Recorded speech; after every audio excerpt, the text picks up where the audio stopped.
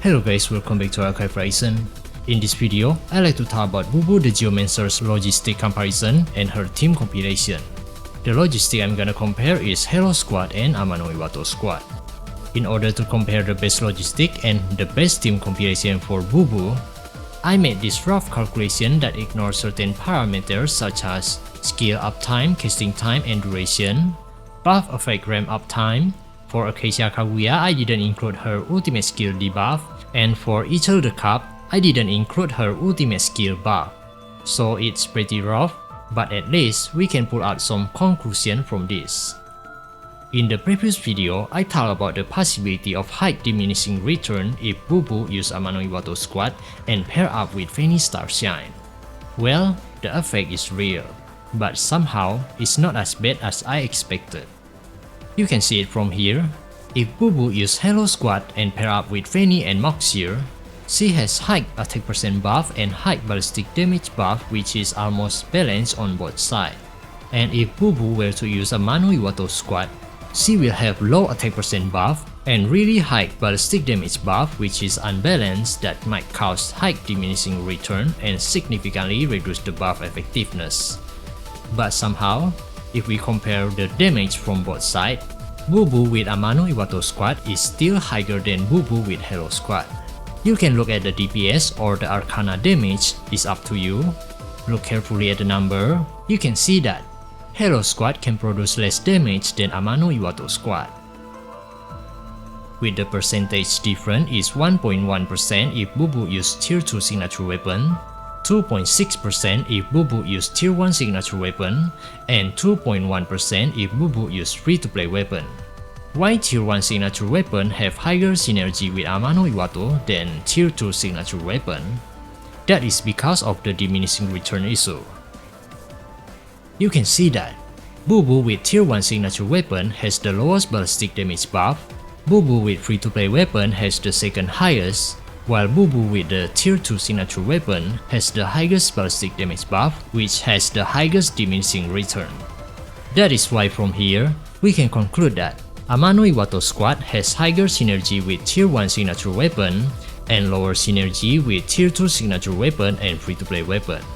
So if Bubu use Tier 1 signature weapon, the likelihood of your Bubu being able to use Amano Iwato Squad is higher than other tier weapon.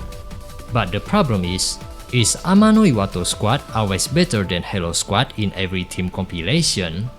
No. Here is the most obvious example of a very high diminishing return issue from using Amano Iwato Squad. That is when Bubu pair up with Fanny and Tezcotcot. Because Fanny can provide a lot of ballistic damage buff, and Tezcotcot who can provide a massive damage deal, which can also buff ballistic damage. This team compilation can lead to a very low attack percent buff, while the total ballistic damage buff can reach more than 400%, which cause very high diminishing return that significantly reduce their buff effectiveness if Bubu were to use Amano Iwato Squad. However, things might change if Bubu switch to Hello Squad. The total ballistic damage buff become more acceptable and the attack percent buff is also better. That is why, if we compare both of the Hello Squad and Amano Iwato Squad with this team compilation, Hello Squad can highly surpass Amano Iwato Squad for every weapon Bubu use. In summary, using Amano Iwato Squad doesn't always guarantee that Bubu will have higher DPS than using Hello Squad. Sometimes Amano Iwato Squad can win, and sometimes Hello Squad can win. If Bubu were to use different weapon, the result might also be different. So let's get to the point. Did I recommend you to use Amano Iwato Squad on Bubu or not? The answer is, it depends. Amano Iwato Squad is very good for min-maxing Bubu's DPS. If your team able to defeat a boss under a very short duration, then using Amano Iwato Squad might give you a little bit improvement than using Hello Squad. But keep in mind that the team compilation also determines whether to use Amano Iwato Squad or Hello Squad. If you want to use this list as your reference, here it is. However, if your operative build just average that can't take down a boss really quick, then I will not recommend you to use Amano Iwato Squad on her. Why? That is because mobility during a long fight is also a very important thing you need to keep in mind when using Bubu. When Bubu is using Amano Iwato Squad, aim down sight is a mandatory for a whole battle. This means that every time you want to shoot, you need to shooting while aiming. That can significantly reduce Bubu's mobility and make her more vulnerable to enemies' interruption and attack. Yes, you can dodge, but dodging in every attack during a long fight can also significantly reduce Bubu's DPS, which is why I more recommend Halo Squad because it can give you more flexibility during a long combat. Additionally, you won't need to worry about the diminishing return issue when assembling Bubu's team. But still, it's up to you. If you're capable of using aim down sight for an entire battle like you do with Fanny Coronet or Chen Xing Ethereal Cloud, then using Amano Iwato Squad on Bubu might not become a problem for you. Lastly, for Bubu's team compilation, here is the high investment support operative, where all support operatives use either a tier 2 signature weapon or tier 5 free-to-play weapon and add manifestation too. You probably will notice some abnormality which I can explain. For example, 3 of these combinations switch place depending on what weapon Bubu use. Why that can happen?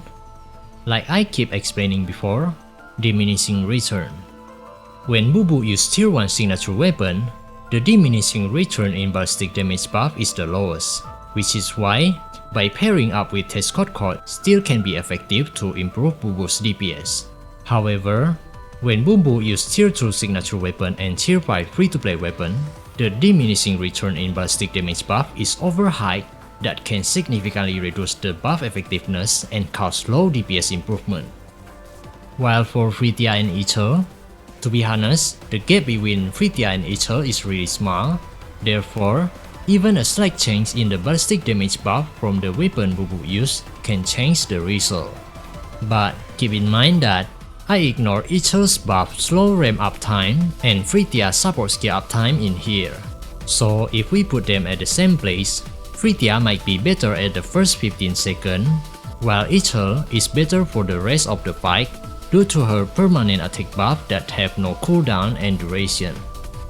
Meanwhile, if Bubu use Amano Iwato Squad, it will be very obvious that she will have high diminishing return in ballistic damage buff, therefore, Ether will be able to excel more than Frithia and Tescott Code. The diminishing return is so worse that Frithia with Twilight Squad can even surpass Tescott Code at this point. While for the low investment support operative, where all support operative use either tier 1 signature weapon or tier 5 free-to-play weapon and add manifestation too, we can notice that every time Fanny, Acacia and Moxir no longer meet each other, the percentage gap will drop significantly. If you're questioning why there is no Acacia and Moxir combination in here, that is because Amarna squad buff cannot stack with the same effect. Therefore, I just write 0 in here every time Amarna meets with other Amarna squad. I apologize for not creating tier 2 and tier 1 support operative combination or free-to-play build support operative combination because it will result in too many combinations, so it will take even longer than this. I think that's all from me. I will upload a new video that explains about her skill, manifestation and recommended boss. Please stay tuned.